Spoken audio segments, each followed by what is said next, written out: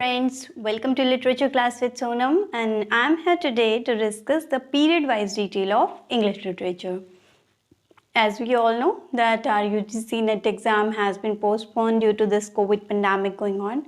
So I think it's the right time for us to repeat and revise our syllabus again.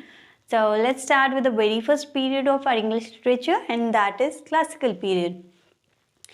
So basically हम कहाँ से start करते हैं, हमारा जो अगर हम डिटेल करते हैं, हमारे क्रोनोलॉजिकल ऑर्डर देखते हैं अगर हम हमारा इंग्लिश लिटरेचर का, हम स्टार्ट करते हैं एंग्लो सेक्शन पीरियड से, और we start with old English period that is from 450 to 1066 period time period. But actually अगर हम देखें तो हमारा जो क्रोनोलॉजिकल ऑर्डर है वो स्टार्ट होता है क्लासिकल पीरियड से, जो कि 1200 BCE से 455 BCE तक का रहा है. And it has been further subdivided into 4 periods, that is Homeric और heroic period, classical Greek period, classical Roman period और patristic period. This is the first period. If we are studying the chronological order of English literature, so then the classical period जो होगा वो हमारा first period माना जाएगा. Okay, and that is from 1200 BCE to 455 BCE. And what is this BCE? BCE is before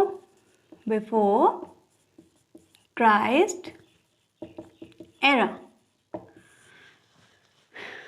Christ के birth से जो पहले का एरा था that is BCE. Okay, then जो फर्दर सब डिविजन्स हैं इनकी, फर्स्ट वन इज होमरिक और heroic period.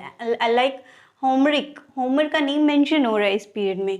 So in this period we have Iliad and Odyssey of Homer. The major prominent works of this period was Homer's Iliad and Odyssey, जिसको हम further discuss करेंगे इन an later next videos. So this was a period जो कि था 1200 to 800 BCE. Next one is classical Greek period. Classical Greek period जो था वो 800 to 200 BCE तक का रहा है. And in this period we have Aesop's fables, Plato's Republic, Socrates and Aristotle poetics. जो हम इनके बारे में थोड़ा बहुत इनमें ज़्यादा इनका डिटेल में डिस्कस करने की जरूरत नहीं है, बट हम इनके बारे में पढ़ेंगे जब हम इसके बारे में ब्रीफ डिस्कशन करेंगे सारे पीरियड्स के बारे में. Okay, next one is classical Roman period. वो कब 200 to 455 BCE. रोमन पीरियड में क्या था, हमारे Ovid Metamorphosis, Horace Ars Poetica and Virgil's Aeneid. जो वर्जिल की एनेड वर्क था that was the epic work of this time. Okay, then patristic period जो कि 70 CE से लेकर 70 CE से 455 CE तक का रहा है. And what is the CE? CE is Christ era. Okay, so this is our first period जो कि 4 पार्ट में सब डिवाइड किया गया था. Then we start with Anglo Saxon period और we can say old English period, जो कि हमारा रहा है 450 to 1066 तक का पीरियड रहा है. वो हम एक एक पीरियड के बारे में ब्रीफ डिस्कस करेंगे. हमारी एक वीडियो में हम एक पीरियड को लेंगे, उसके बारे में ब्रीफ डिस्कशन करेंगे, उनके वर्क्स करेंगे और क्या कहते हैं वर्क्स जैसे इलियड वर्क्स करेंगे, ओडिसी वर्क, ये भी इंपॉर्टेंट है, इनमें से भी क्वेश्चंस आ जाते हैं. सो इनके बारे में हम लेटर डिस्कस करेंगे. फर्स्टली हमें इनका क्रोनोलॉजिकल ऑर्डर पता होना चाहिए. Okay, then we have middle English period. Middle English period was from 1066 to 1500 and it has been also further subdivided into 2 periods. And the first one is Anglo-Norman period and then Age of Chaucer. This was the period of Middle English period. Then we have Renaissance period. Renaissance period जो था वो हमारा 1500 to 1600 तक का period रहा है.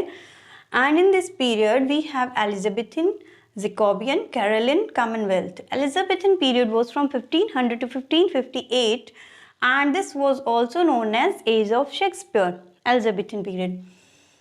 Okay, then we have Jacobean period 1602 to 1625. This was the period of John Donne. इस time में John Donne ने अपनी काफ़ी important and prominent works लिखे थे. This was the Jacobean period. Then we have Caroline 1625 to 1649 का जो time period रहा है. And in this period we have John Milton, the famous, the greatest of जो हमारा epic work लिखा गया था Paradise Lost, मिल्टन ने.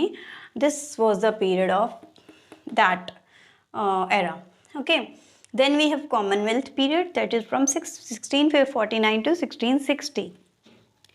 ओके, सो हमारे ये पीरियड्स हमें 4 पीरियड्स हो गए हैं. क्लासिकल पीरियड 4 पार्ट में subdivide, then Anglo Saxon, then middle English, इनको भी सब डिवाइड किया गया 2 में, देन रेनेसांस 4 में सब डिवाइड किया गया. Okay, after that we have new classical period, that is from 1660 to 1798. इसे भी फर्दर सब डिवाइड किया गया है. रेस्टोरेशन, ऑगस्टिन और age of sensibility, this was the period from 1660 to 1798. Then we have romantic period. रोमांटिक पीरियड जो था वो 1798 से 1837 तक का रहा है, जो कि स्टार्टिंग थी लिरिकल बैलेट्स, विलियम वर्ड्सवर्थ का जो पीरियड रहा था ये था romantic period. Okay, then we have Victorian period 1830 to 1890 तक का पीरियड था. This was the longest period of our English literature, Victorian period, Queen Victoria का जो पीरियड था.